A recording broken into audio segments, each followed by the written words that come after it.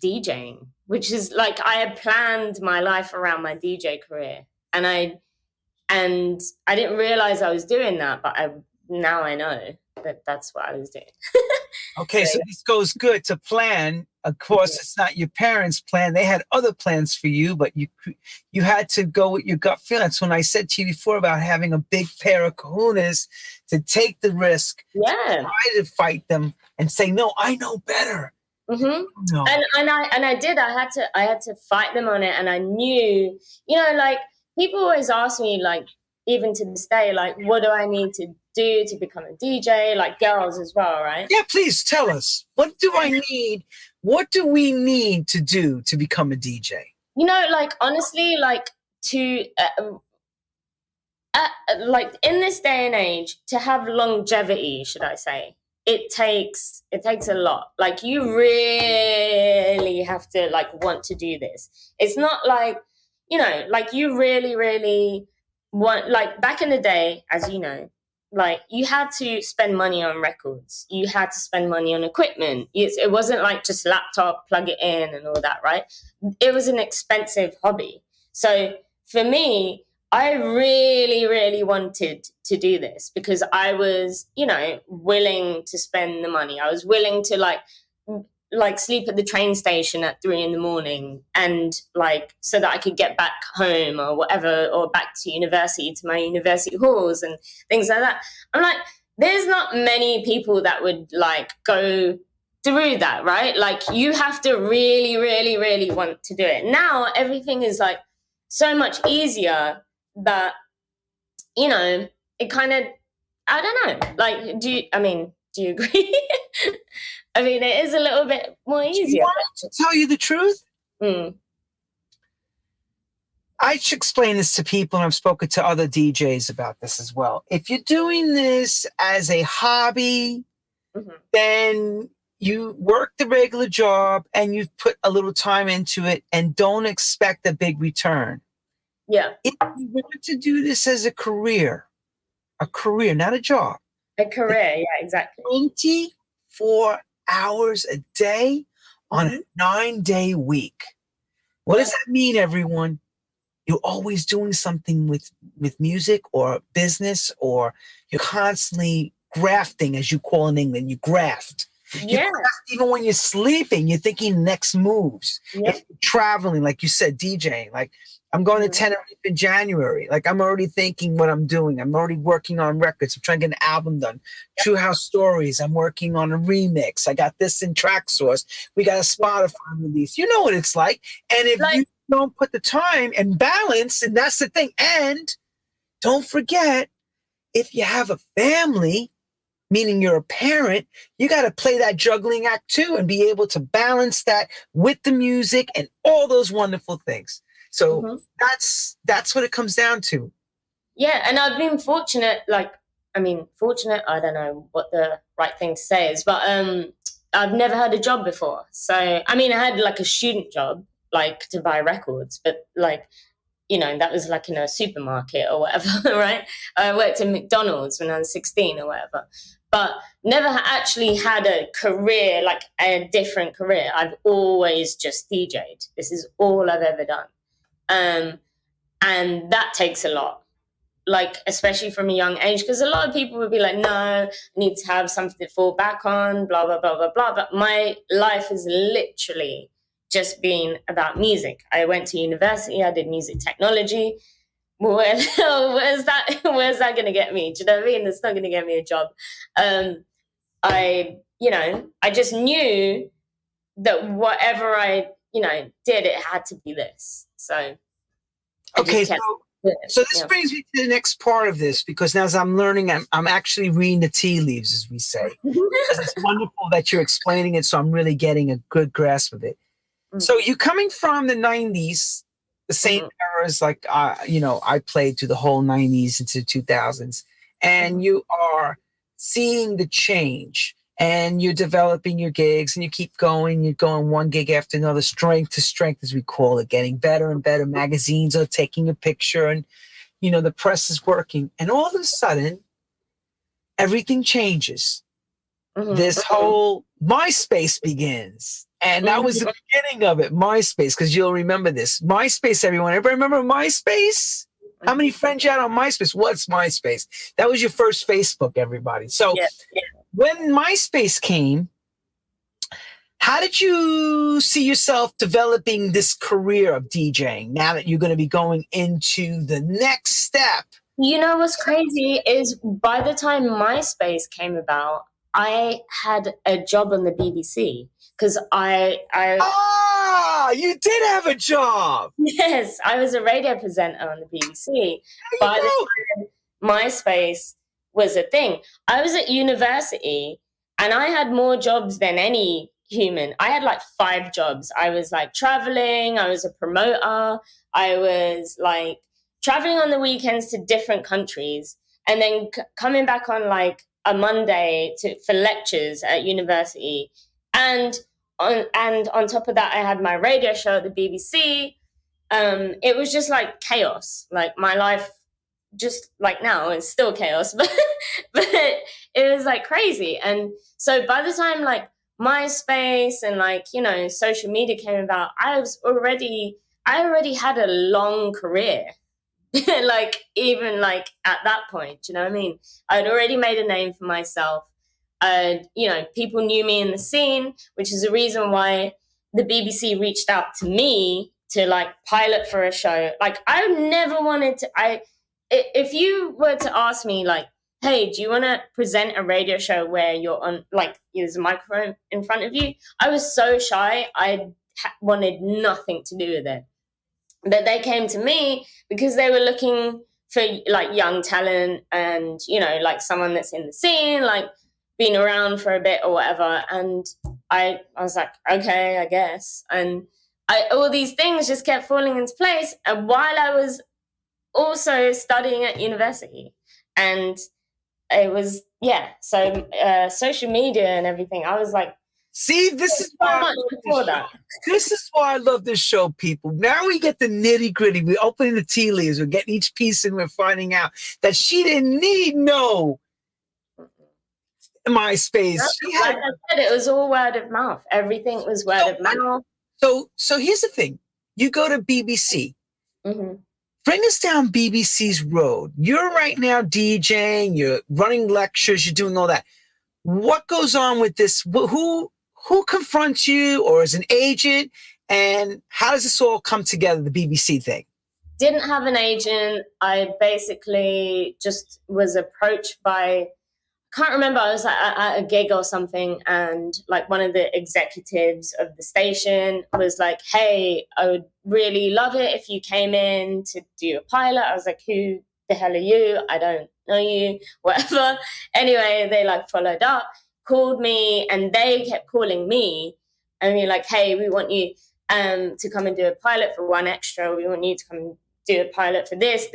And I remember turning up there with my records and I'd be like, all right, what do you want me to do? I don't know. And I just did, you know, a couple of pilots or whatever. And they basically like molded me into a radio presenter. Like they trained me. I remember like being in training for like maybe like 6 months or maybe a year even before I even had my first show. And then the first time that I went on radio, they were like, right, you ready? And I was like, no. And they were like, mic up. Just do it. And I was like, like panicking, but I just, you know what it's like when you're thrown into the deep end, you just figure it out, right? And that's so. Wait.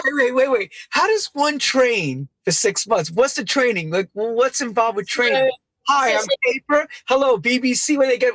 They can do this over. No, they would give me like a script, and you would do like pilot shows or whatever, and they would record them, and then they make me listen back to them and be like, what do you think you could have done differently? I'm like, I don't know. I'm not like, I have no idea what I'm doing. And they're like, well, I think you should do this. And I think you should talk like this. And I think that this. And that's how it was for a while. And I was just like, I had no idea. I was so young. I had no idea what was happening. I was like, That's why okay. they loved you. That's why they loved you, because they knew you were impressionable. They knew they could mold you. That was the idea. That's why they came to you. They saw you as the voice of the UK, the younger generation, especially at One Extra. One Extra is a very young station in a sense. Mm-hmm. No? Yeah, no, totally. Yeah, looking back at it now, that is what they were looking for, and that's what they got. I had no idea what I was doing. But yeah, I mean, after, you know, I was there for like 7 years, and I remember I remember how shy I was in the beginning, and how I like couldn't talk to people, and then like at the end of it, like how much I learned just from being thrown into the deep end. And that was all it was. It was like someone said, hey, I think you should do this, and then put the mic up, and then all of a sudden, like I would not have been able to pick up a microphone. Like even at my gigs, if someone gave me a microphone before that, I'd be like, no way, I'm not speaking on the microphone. And then all of a sudden I became a character of myself, if that makes sense. Totally. You became a performer in a sense. And without even knowing it. Like I had no idea. I didn't know, you know. But that's, you know, that's one thing that I take away from that, is it gave me the confidence to, you know, just be able to do this. A little bit. For those that don't know, what was the name of the show on One Extra that you had for 7 years? So I used to do the hip hop show on One Extra, and then there was also BBC Asian Network, which, okay, so I should tell you this. I don't know if this is appropriate, maybe it is, or whatever. Everything's appropriate for True House Stories. Go ahead. So here's the bad part of not knowing what the hell is going on or what you're being pushed into.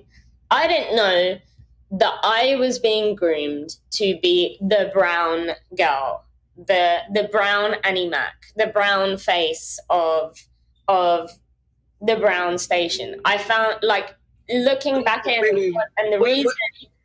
the reason why I left. Wait. Go on. I forgot to ask you, what ethnicity are you? Of course, English, we know, but what's genetics, the background genetics? Yeah, so my parents are from Africa. They're from Kenya, but they're Indian, right? And see, this is another thing, right? They're not from India directly, right?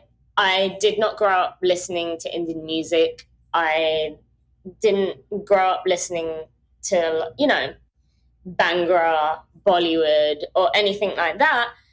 But because I was brown, I was basically put into this little box, like, oh, that's the girl that we're going to pick to do this, and that's what she's going to represent. And they basically, and this will tick this box, and this box, and this box, and it ticked a lot of boxes. So it was a demographic calling for them more so than talent calling. It was demographic and talent. Well, talent is like, you had the young crowd. We're not talking about how good you were. You had the young crowd because you had the popularity. Yeah, but you also visual. Yes, it was a demographic calling for sure. And you know, when you're young, you don't know these things. Like, you don't know what's happening. Like, I had no idea. And then as time went on, I was like, wait a minute, hold on. I was like, how come that girl got to do that before I did, and I've been here for this long? How come that girl gets to cover for Annie Mac, this white blonde chick gets the cover for Annie Mac, but hold on, I play the same things as her, and I'm very capable of doing that job. And I realized that I was basically just, you know, their little puppet. So it was like their little puppet to tick boxes, and I was like, you know what? I'm not doing this anymore. So I left after 7 years, and it was the best decision I ever made, I think. Because then I finally got to do like what I really wanted to do, which was actually make music. I couldn't do that when I was on the BBC. I'd finished university by then. I'd done all these things. And the one thing that I had never done is release music. I was like, this is insane. And when I was on the station, you have to sign a, a conflict of interest thing, right? And you can't play your own music or whatever. So, and also the show took so long to prepare every week. I had no time for anything in between DJing and doing the show. I had no time to do anything. So when I left, I was like, now I can finally do what I really want to do, which is just DJ and just produce music. So I started, going in the studio, I started producing music. And yeah, it was the best thing that I think I could have ever done. So, yeah. Good on you. But you know what? I'm really saddened to hear about the racism. I know. I mean, I'm really saddened to hear this. It's not. Let me just say this to you before you. Mm-hmm. They make sure they don't make it so obvious. They keep it very proper for a while. They kept you groomed in the right spot and kept you pseudo happy enough. Yep. You won't cause any problems or raise flags. Yeah, but when I started raising flags, what happened? Like, what'd you say? What was the first thing you said? You must have went to say, "What the hell is going on here?" I was like, "Wait, why do I have to play this song? I don't even like it. I don't." I like. Wait, were you telling me they were telling you what they were dictating to you? Yeah, they would. So I would have to play like a certain percentage of music by a brown artist, and I was like, fine, I will do that. I would do that, but only shit that I like, right? But then when in the beginning for the first 3 years, they were like, no, like to the point where I remember when I was in training, right? That one of the executives came to my university dorm room and came and dropped off a box of records of like music, like Bollywood and Bhangra music. And I was like, what the hell is going on right now? And he basically marked on the records like all the songs that were like, he was like, you should play this because this is da da da. So he was like teaching me or whatever, which is fine. Like I have nothing against that, right? I was learning, and I was like, okay, this is music. But in my head, I'm like, I just saw it as music, right? And I was like, I will figure out a way to make this sound cool. So I started doing mashups to make it like appealing to me. So I would mix that stuff with like hip hop or like house, and I would like, like just do mashups of stuff because I was like, I'm not gonna play this straight. Like I don't even know what the hell they're saying. Like I don't know. That's what I want you to really say. I'm not playing this shite. It's crap. It's crap. No, but that's what, like, I was, and then eventually I was like, why do I have to play this? I don't even know what they're saying. So, like, I don't, why? I get that. Do you think on the Radio 1 and from radios 1 through 6, I'm not going to name any DJs, but do you think that those nightly shows are predictable in the sense that the powers to be are controlling that playlist? No, so the specialist radio shows, which is the later shows, right? So I'm not talking about the daytime shows. Daytime shows definitely, like the record label people have meetings. I shouldn't be saying all of this, but whatever. But the record label people have meetings with the station. Wait, you forget to mention payola and vacations? I know all about that. Yeah, so I don't know about payola is an American thing. But I do know that they're all in each other's pockets. So, like for daytime radio, like even the BBC, they'll have meetings. They'll be like, "Okay, cool. This needs to be in the top 20 rotation." Blah blah blah blah blah. For the specialist shows, you have like the producers will you have a little bit more flexibility. And one thing I have to say, the BBC are very good at finding talent and finding new music, and they have amazing radio producers that help with that. And that's one thing that I have to say, like, I took away from that is I met like some of the most amazing people who have now gone on to become like, executives and like people at other radio stations and whatever, right? That's the only great thing, not the only, but one of the good things I got out of that. But, like the specialist radio shows are definitely less, they're not. Let's use the word regulated. Less regulated, yes. Good. So that's insight. I appreciate this insight. Yeah, they're less regulated, but at the same time, you know, there's still, you know, some of these like underground artists even are signed to labels, as you know, and there's certain labels that are favored more than others. And, you know, it just depends on the producer. It depends on the DJ that's presenting the show. It depends on the producer. For me, I was always looking for like new shit all the time. And I was lucky enough to have producers for my show that like thought the same thing. And it wasn't about, just like, oh, this is my friend, or this person that's signed to this label. They really did care about finding new talent, which is what, I did appreciate that. So, and because that's what I wanted. So now we understand the BBC lifestyle of 7 years. That's cool. And thank you for that, because, again, nobody really understands that unless you're inside the machine and you're one of the cogs, how this whole thing goes. They only think that, it just all of a sudden magically happens. No, it doesn't. No. There's so much that goes behind. Even if I had one 3-hour show a week, and there was so much that went behind it. So, yeah, no, it definitely doesn't magically happen. It's a big backlash right now to the BBC whole thing right now in the UK. Yeah, because of racism, right? Isn't that what it is?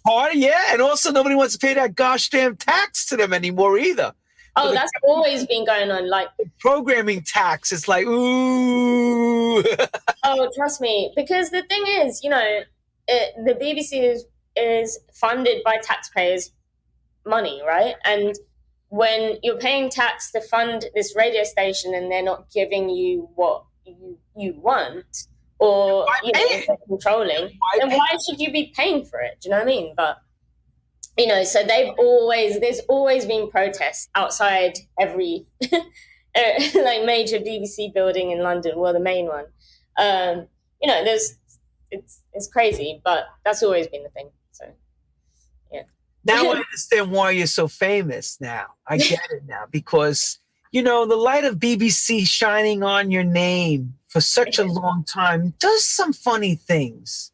It makes your name go places that you probably never thought would ever be noticed, because shows like that get played around the world on simulcast constantly, and people do become fans at a time when friendships were early in the algorithm game of the internet and the smartphone, which now leads me to wonder, when I'm assuming with the BBC, the international gigs began, correct? That all the international stuff, you get called to go play around the world and things? No, I was doing that from before. But but more like, I think in the US, the BBC definitely did help. Like for me to be able to DJ in the US. I didn't DJ in the US until 2006. And the reason why I did, my first gig in the US was at SOBs in New York. And I was asked to come and play there, and I was like, firstly, I'd always wanted to go to New York. Secondly, I was like, oh my god, like it's SOBs, because that was like a big deal. And like that's how that happened. And then from then, someone saw me there, and then wanted to manage me, and then all of a sudden, now I have an agent in the US, and then I started getting more gigs here, and it was definitely, the BBC had a lot to do with that. Otherwise, how would they have known of me? That's right. That's because, back in the day, in the early part of this DJing scene, a lot of it was based on, especially for international gigs, people like myself would get booked on all these great records that we were so-called making, and people would bring us because the records were being played at all the nightclubs. So in your case, the BBC kind of did the same. It brings a lot of luster and excitement around you, and it's pulling power. It's like, hey, you know what? Use it if you got it. What the hell? Yeah. Use it and abuse it. Yeah. You know what? Oh, no, totally. I remember I got booked to do House of Blues in, Houston, Texas. And I was like, House of Blues in Houston? Who the hell is going to come to that gig? Like, they came. It's going to be empty. And it was sold out. And I was like, that's crazy. Like, just from me having that show and people listening to me every week, and I had no idea that they were listening to me every week. Do you know what I mean? Like, and then I get asked to play there, and it was like, oh, okay, this is cool. So for that reason, I don't regret doing what I did at the BBC. There was a lot of benefits to doing it as well as the bad things. No, that's okay. Listen, I appreciated working for the BBC too when I was approached to do The Legend of the Dance Floor, the Larry Levan story. I mean, to me, you couldn't pick a better place to put something like that with them. Yeah. They are the best at documentarian work. So Exactly. And I remember I used to do my show sometimes, and Pete Tong would be on at the same time on Radio 1. And the studios were glass, right? They're all like glass boxes. And I would be like, oh my God, it's Pete Tong. I'm doing a radio show right now, and Pete Tong is just there. Like, it's crazy. It's insane. Like, I am very thankful for that experience, but couldn't last forever. I had to move on. So how does now one go from starting to work in America? Okay, so before I even get to the Hollywood question, tell the people the difference of playing from, say, the North America opposed to Europe and UK. How the different... Complete different thing. You guys don't even realize you live in a bubble. You live in a massive bubble. Because, I remember when I was like coming over here as well as doing my radio show and then DJing like in the UK and the rest of the world, I would have specific like playlists where I'd be like, only play this in America, because there's certain like songs that you can't play like this. You have your own thing going on here. Do you know what I mean? Like, what are we talking about? Like Leonard Skinner, Sweet Home Alabama? Like, what were you told? Like at that time, I was doing a lot of open format stuff, right? So I was doing a lot of like mashup stuff, like DJ AM style, like mashup kind of stuff, right? And I can play certain... So I gotta say, before you go any further, AM ruined it for everybody. I'm sorry, with that 5-minute, 3-second thing in Vegas. I mean, God rest in peace, talented DJ, but he ruined it. He ruined it? Yeah. Well, he became friends with, who I would consider one of my really good friends and my mentor, Jazzy Jeff. And then when Jeff started touring with him,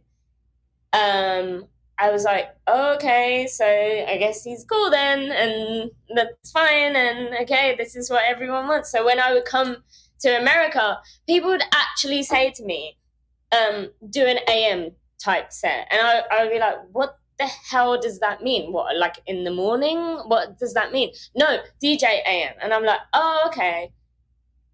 All right. Well, I kind of basically I was doing the same thing. But see, my point is, why hire you and then dictate to you to do that? But at that time in the mid 2006, 2007, that's what was happening. Like, if you were an open format DJ, it was like, do what AM does. And the thing is, I was already doing that shit, but except I wasn't famous or whatever. And like, yeah, okay, that's easy. Yes, I can play Michael Jackson into Journey. Cool. Oh, awesome.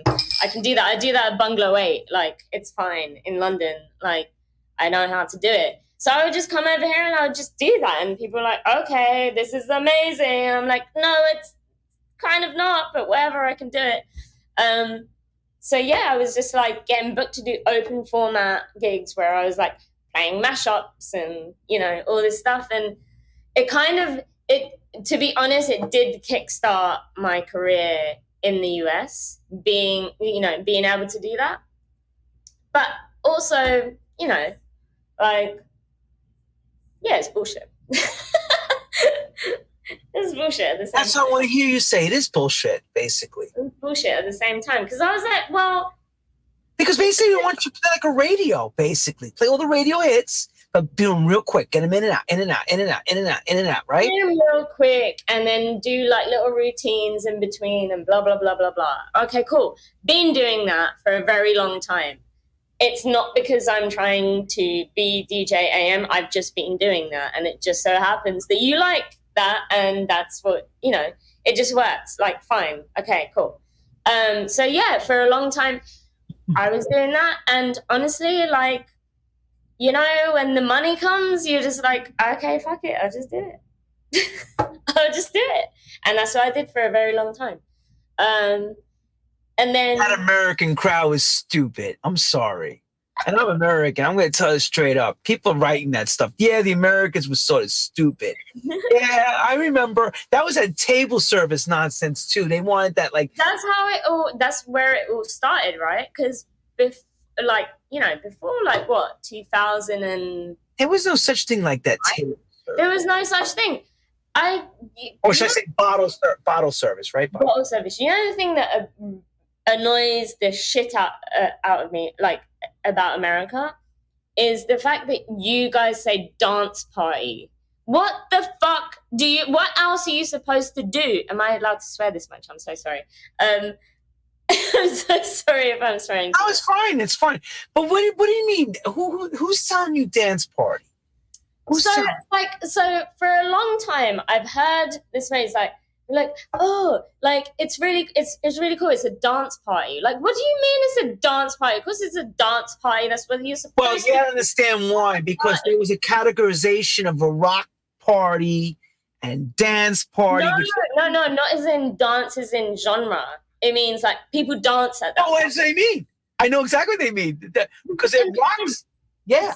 You know that doesn't, no one says that in any other country in the whole entire world. Oh, I'm doing a dance party. Because when you go to a party, you're supposed to dance. But I understand it now from living here is like, you know, I'm in LA right now. They love saying, hey, it's a dance party. Okay, cool. That's amazing. Isn't that what you're supposed to do? Party? Like, that's what you're supposed to do, right? Because you have bottle service here. Like, you have, like, you know, people don't want to dance here. Like, it's like you have to, like, go to a specific place to dance. And that's insane to me. That's insane. You know, that's insane, right? That's insane. Okay, so let me clarify to everyone what she just said. Just remember what I'm going to say. In America, the West and the East Coast has up these two big gates, okay? And America thinks what only happens in America is everything. Nothing else exists anywhere else in the world except in America.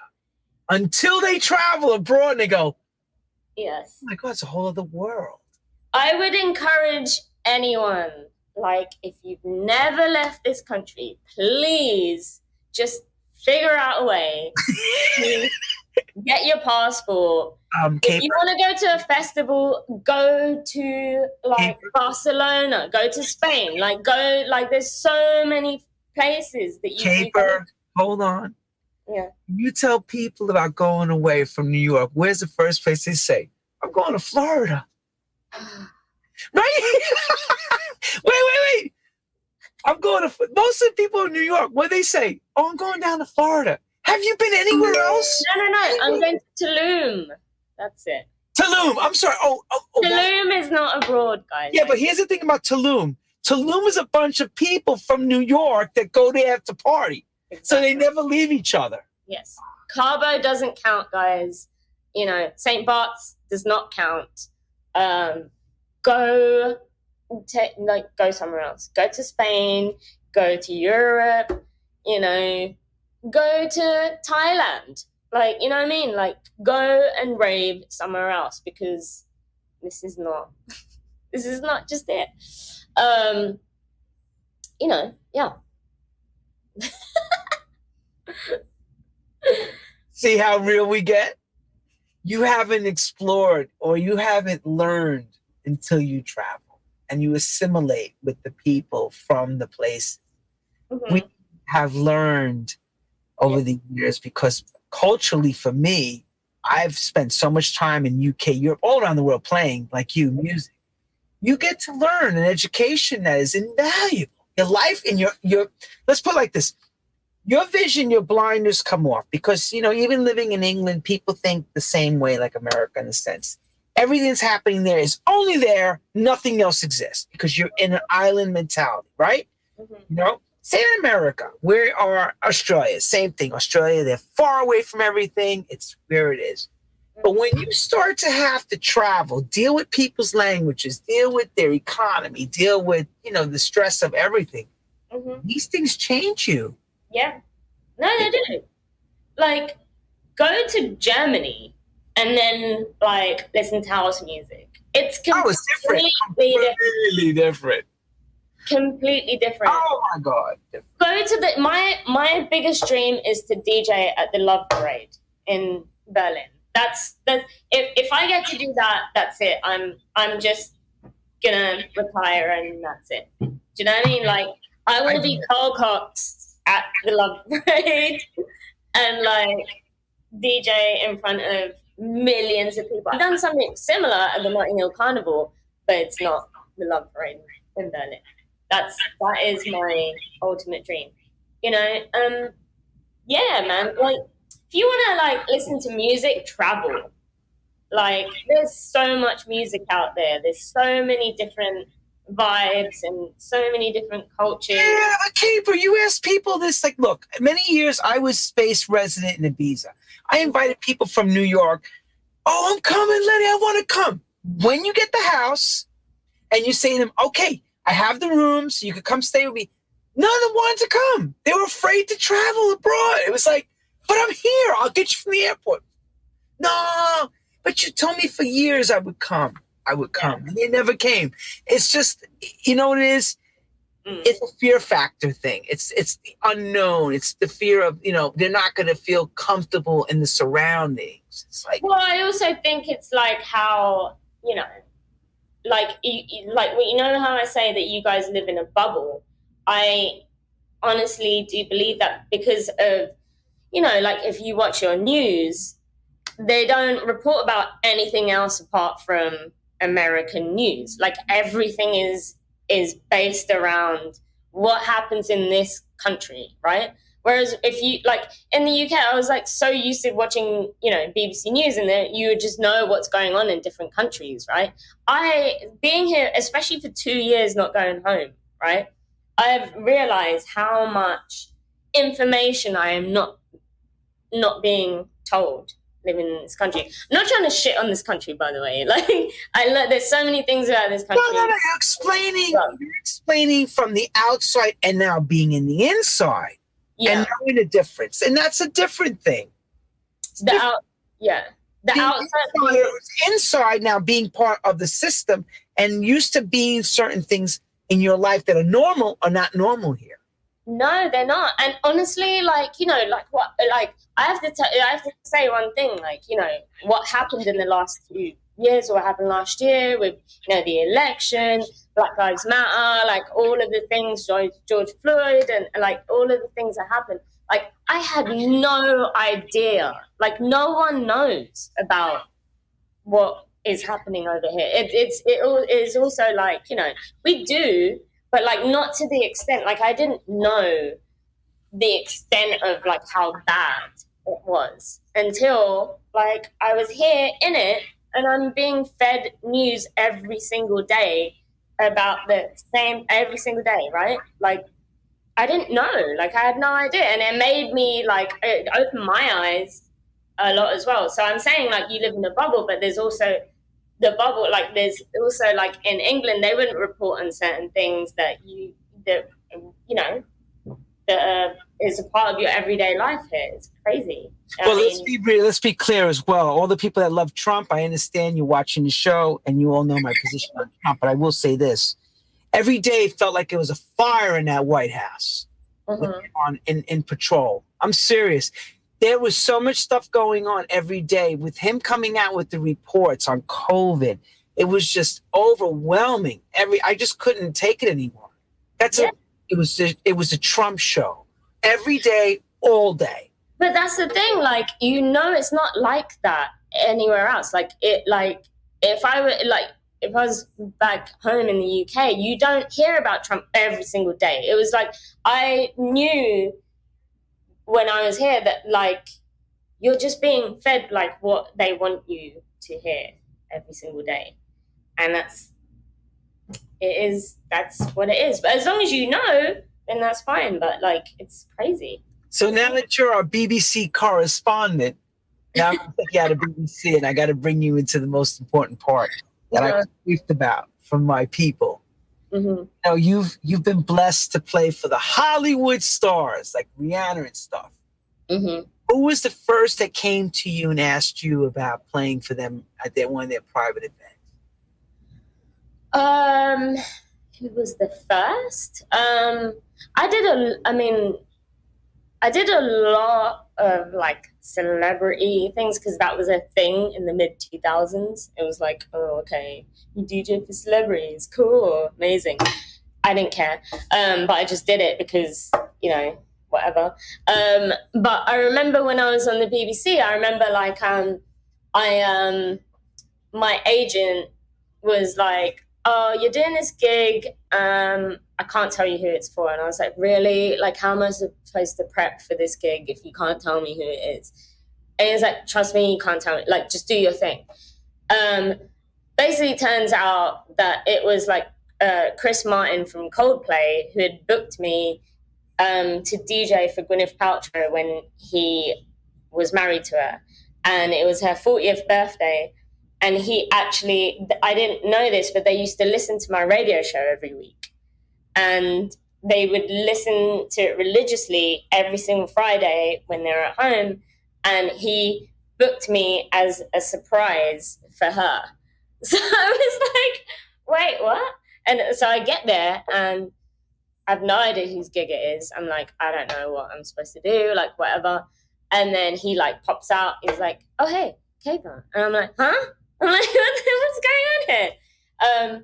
So that happened, like, a few times. And then I started doing a lot of, like, like I said, the DJ AM era or whatever was just all about what celebrity you DJ'd for and blah, blah, blah, but especially if you're an open format DJ. And I was like, all right, cool. Just go from one gig to another, and it was for how long did this segment of your life last? This segment, that segment, probably up until, like, before the pandemic.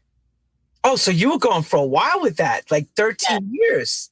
Yeah, only because, like, after I moved here, even in the UK, I was able to, produce house music and do the house thing and do house gigs and whatever, right?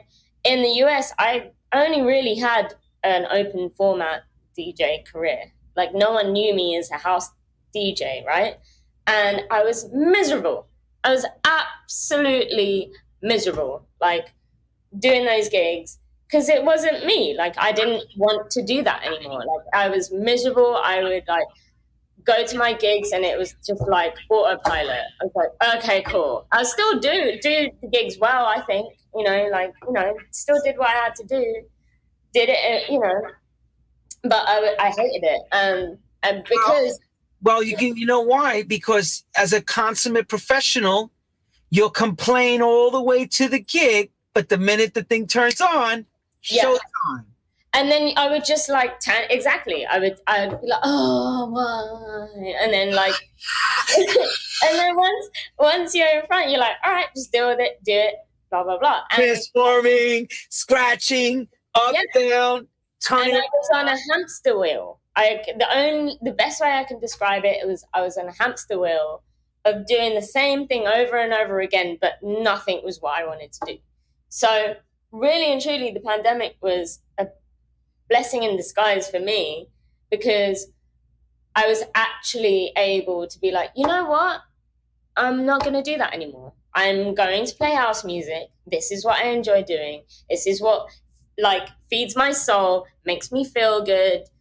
And I never want to go back to, what I was doing before, or if I do, then it has to be like what I really, if I really want to. Do you know what I mean? Like nothing I was doing before the pandemic was what I really wanted to do. Everything was just me being pushed into, hey, do you want to do this? Okay, cool. Hey, do you want to do that? Okay, cool. And now I'm actually like in control of what I want to do, which is I've never ever in my like all the years I've been doing this, I've never been able to say that. Like this is finally a time where I'm like, I say no to gigs that I don't want to do. I've cancelled gigs that I don't want to do. Like even if I've said yes, I'd be like, no, you know what? Don't want to do that. I don't want to go and DJ in Alabama right now for an open format gig. I don't want to do it. I'm not going to do it. So that's that.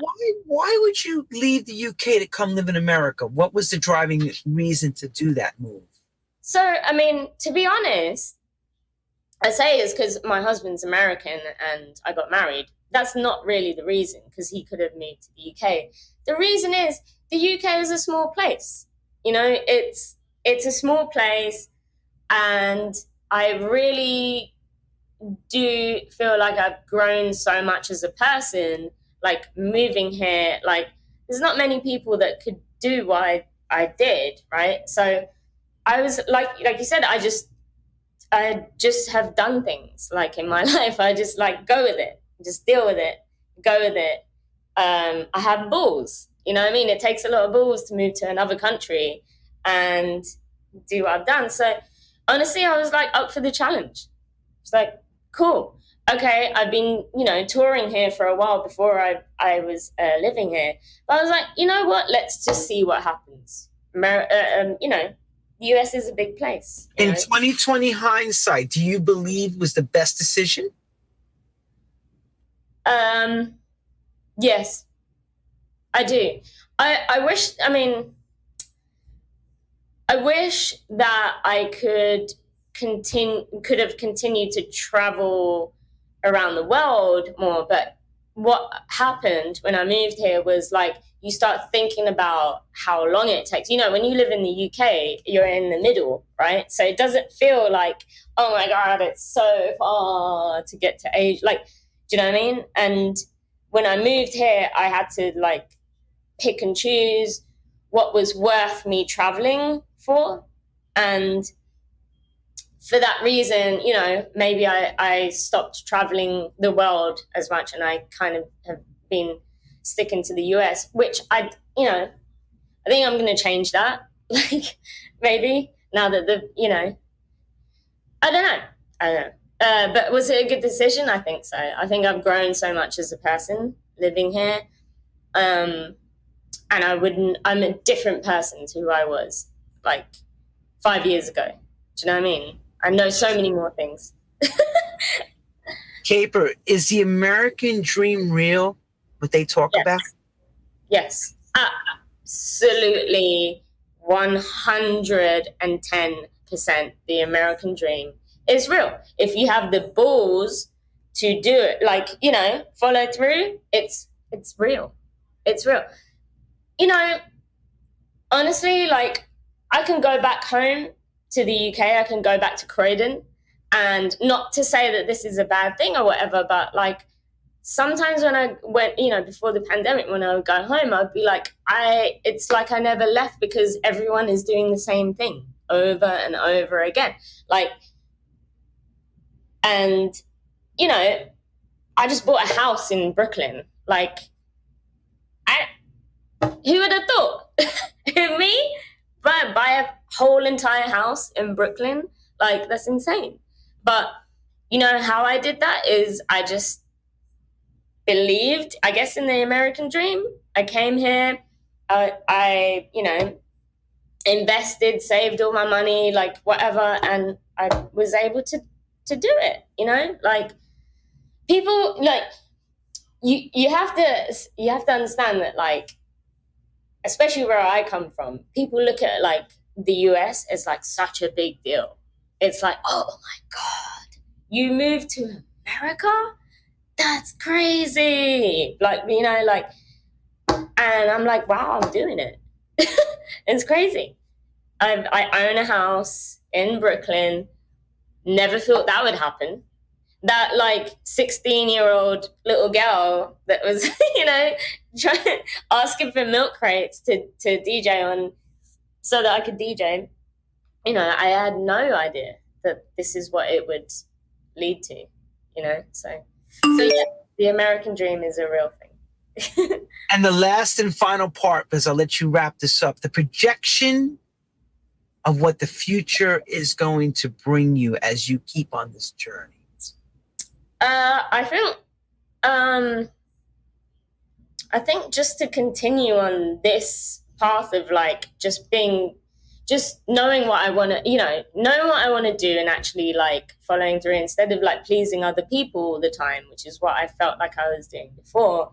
I'm finally, like, for once in my life, doing things that make me happy. So, and that is making house music, playing house music, and just playing good music, not just house music, playing good music, not like, being pushed in to doing this because it's a good look or this is da-da-da. Like, no, this is what I'm going to do, whatever I want to do from now on. So that's it. That's the most important part of this. Is your husband's profession in the music industry or is he outside the industry? He comes from music. He used to work for Bad Boy Records when I first met him. And I first met him at SOBs the first time that I DJ'd in America. And he was in radio promotions at Bad Boy Records at that time. So he had to be there to give me records. And then he worked at Universal, again, radio promotions. And then he left the music industry because it's like, you know how it is, with big record labels, there's only so far you can go, right? And so now he does not work in the music industry. Now he works in e-commerce, which is very boring. No, it's actually not boring. It's actually quite interesting. But yeah, that's his history. The thing about music is there's no 2 days alike with what we do. And there's always things that change what we do as well. And the constant changes of evaluating your life to what's going on with trends is another part of keeping with the game. And that's the toughest part with this music, is constantly staying with the game and staying relevant, fresh, right? And it's hard. It's not easy. It's hard. And like I said before, it takes a certain type of person. And you're that kind of person, girl. You are that person. Hopefully. Well, you're proving it now. You got a Facebook gig later. Yeah. And you got other gigs that you're going to be doing. And she said it, damn it. She's going to play house music. Well, I hope you support my records too. Oh, of course. Yes. Of course. Because I can't thank everyone enough who plays our stuff for us. And I can't wait to meet you face to face. I will meet you someday. Yes. We spoke and such an in-depth interview, and I can't thank you enough. And by the way, everyone, she's been dying to order room service, and she can't because she didn't want the bell to ring while we were in the middle of doing our thing. But also, oh yeah, okay, fine, yeah, I can order room service later. You got time. It's 12:26. You got time, and we're pretty much wrapped. But I wanted to thank you and wish you a happy holidays. Oh, one last thing. Mm-hmm. I'm not going to get personal, but I'm going to get personal in a very nice way. Mm-hmm. Being you're feminine and a woman, mm-hmm. you see yourself having children eventually with this type of career. Wow. I've been waiting for someone to ask me this question for so long. No one ever asks. Well, I had to ask because I'm a father. I have my daughter. She's 22. So let's hear your perspective on this. I have been thinking, like, I've been married for 5 years now, and I've been thinking, okay, like, honestly, I thought that that's what I'm supposed to do. But then very recently, I was like, when have I ever done what I'm supposed to do? Like, in my whole entire life. If we talked about my whole entire history. I haven't done anything that I'm supposed to do. I've never done anything the normal way. So at this moment in time, I feel like I don't want to do that. And the problem is as women, we're always like, how like society like pressures you to when you're this tick, tick, tick, tick, tick, tick. Yeah, but I'm like, you know what? Here's the thing. I had to tell myself, you've never done anything the normal way. So maybe I'll do a Kim Kardashian.